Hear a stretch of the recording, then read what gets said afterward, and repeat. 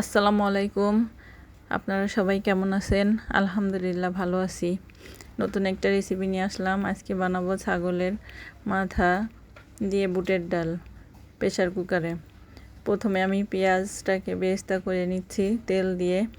2টা এলাচ, একটা দারচিনি দিয়ে পেঁয়াজটাকে কালার করে আসা পর্যন্ত আমি নাড়াচাড়া করে কালার বেরেস্তা করে নিলাম। এরপরে আমি লবণ দিলাম 1 চামচ, স্বাদ মতো দেবেন। পেঁয়াজ বাটা, আদা বাটা 1 চামচ করে দিয়ে নাড়াচাড়া করলাম। এখন আমি হলুদের গুঁড়া দিলাম 1 চামচ, মরিচের গুঁড়া দিলাম 1 চামচ।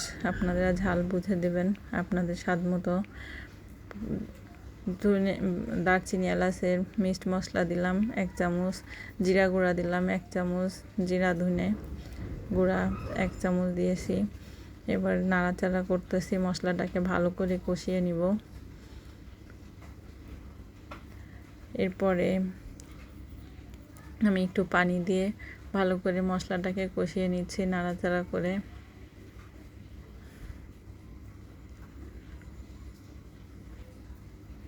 ভালো মতো মশলাটা কষিয়ে নিয়ে আমি মাথাগুলা দিয়ে দিচ্ছি, ধুয়ে পরিষ্কার করে নিয়েছিলাম। আমি মাথাগুলা দিয়ে ভালো করে নেড়ে চেড়ে নিচ্ছি।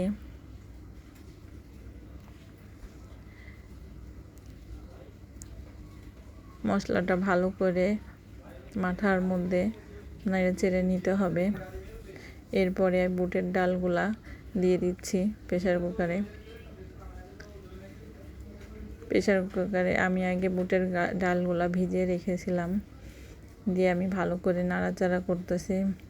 মাথার ভিতরে দিয়ে আমি এখন বুটের ডাল আর ছাগলের মাথা আমি ভালো করে নেড়ে নিচ্ছি। এরপরে আমি 1 মগ পানি দিচ্ছি।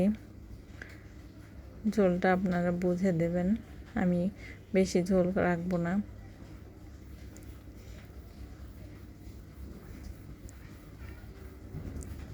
আমি একটু ভাজা জিরা গুঁড়া দিচ্ছি 1 চামচ, চিনি দিচ্ছি। চিনি আমি স্বাদের জন্য দিচ্ছি, আপনাদের ইচ্ছা হলে দিবেন, না হলে না দিবেন। ভালো করে নেড়ে নিচ্ছি।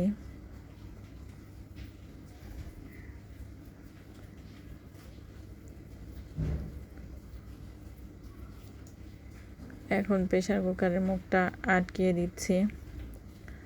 প্রেসার কুকারে খুব ঝটপট রান্না হয় আর খুব নরম হয় হাড্ডিগুলা।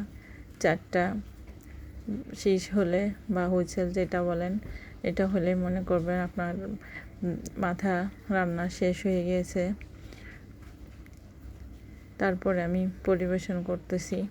দেখেন মাশাআল্লাহ অনেক সুন্দর রান্না হয়েছে, মজাও হয়েছিল, টেস্টি অনেক এম্মি হয়েছে। ভালো থাকবেন, আল্লাহ হাফেজ।